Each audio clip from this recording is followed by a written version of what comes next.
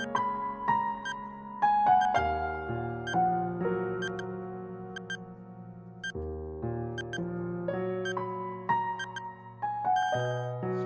selamat pagi. Jumpa kembali dalam renungan harian GMI Ebenezer. Dan ketekunan menimbulkan tahan uji, dan tahan uji menimbulkan pengharapan. Kita berdoa. Kami mau mengucapkan terima kasih untuk segala berkat Tuhan yang Tuhan nyatakan di tengah-tengah hidup kami. Kami juga mau belajar bersyukur atas setiap ujian dan tantangan yang kami hadapi. Sehingga dalam kehidupan ini Tuhan, tidak ada satu peristiwa pun yang kami lewati tanpa pertolongan Tuhan. Dalam keadaan situasi apapun, Engkau selalu ada bagi kami. Kami mau belajar merendahkan diri kami, merendahkan hati kami, untuk kami boleh menerima setiap teguran melalui persoalan dan pergumulan, untuk kami berbalik kepadamu. Ingatkan kami senantiasa, dan biarlah firman-Mu pagi ini juga terus mengingatkan kepada kami untuk kami tetap hidup di jalan-Mu. Di dalam dan demi Yesus Kristus kami berdoa dan mengucap syukur. Amin.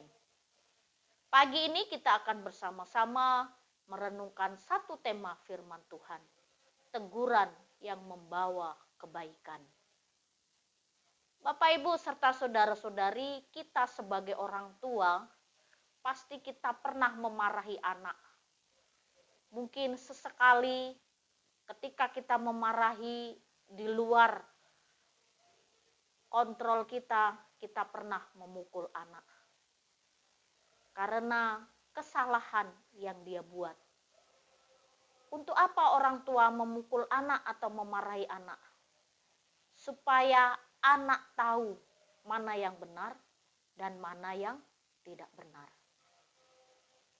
Suatu hari saya pernah memukul Tius karena dia berkata-kata kotor.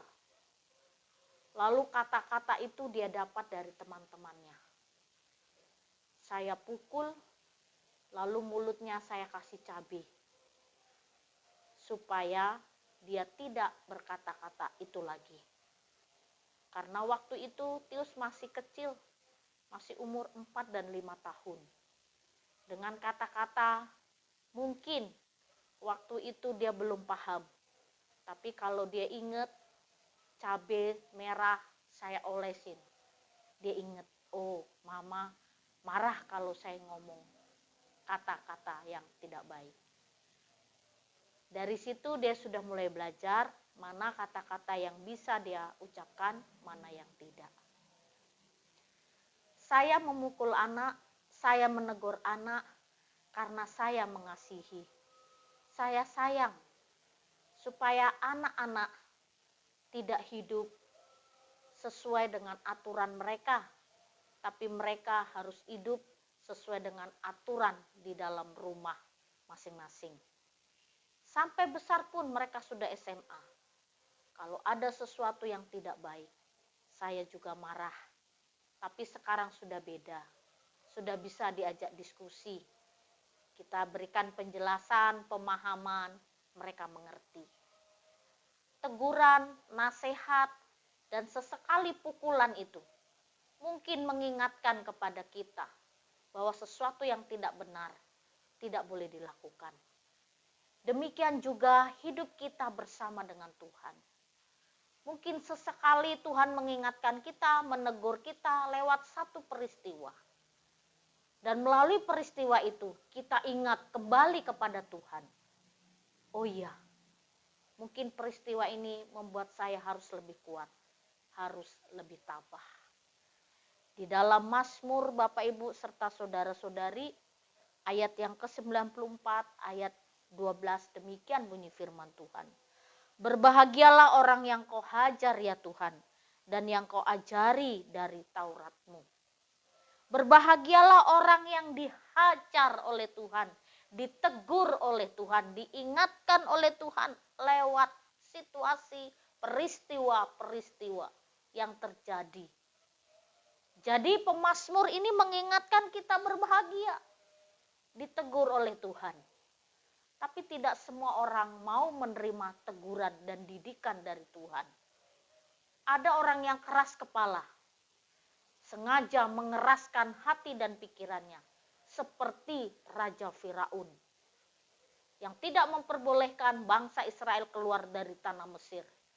Sampai Tuhan memberikan 10 tulah kepada bangsa Mesir karena kekerasan hati Firaun. Banyak orang tidak mau ditegur, tidak mau dididik, tidak mau diingatkan, tidak mau dinasehati. Keputusan yang sudah dia ambil, dia kekeh menjalankan.